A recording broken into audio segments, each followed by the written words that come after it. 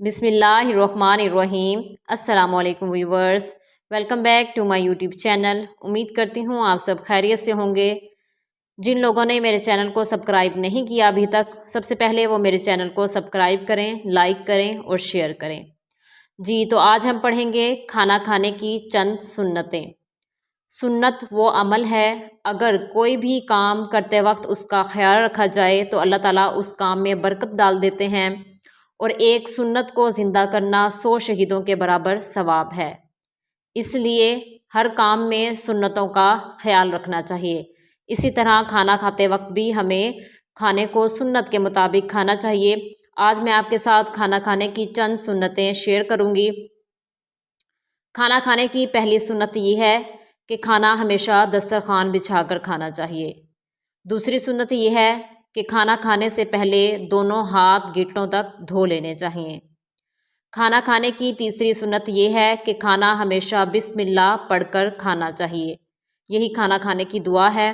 جبکہ اگر کھانے سے پہلے دعا پڑھنا بھول جائیں، بسم اللہ پڑھنا بھول جائیں اور درمیان میں یاد آئے تو آپ کو یہ دعا پڑھنی چاہیے، بسم اللہ اولہ و آخرہ۔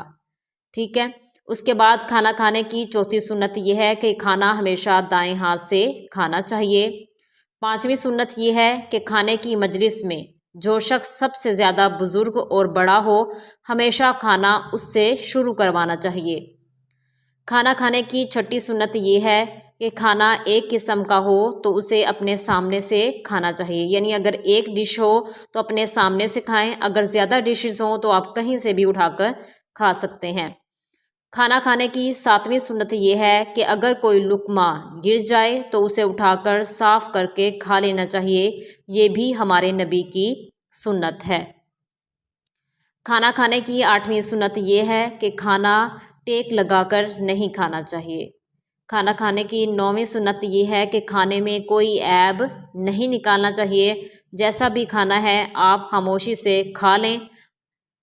کھانا کھانے کی 10ویں سنت یہ ہے کہ کھانا ہمیشہ جوتا اتار کر کھانا چاہیے۔ اور 11ویں سنت یہ ہے کہ جب آپ کھانا کھا لیں تو کھانا کھانے کے بعد کھانا کھانے کی دعا ضرور پڑھنی چاہیے، اور کھانا کھانے کی دعا یہ ہے، بسم اللہ الرحمن الرحیم، الحمد للہ الذی اطعمنا وسقانا وجعلنا من المسلمین، یعنی تمام تعریفیں اس اللہ کے لیے جس نے ہمیں کھلایا پلایا اور مسلمان بنایا۔ خود بھی ان سنتوں پر عمل کریں اور دوسرے لوگوں کو بھی ان پر عمل کرنے کی تلقین کریں۔ جزاک اللہ۔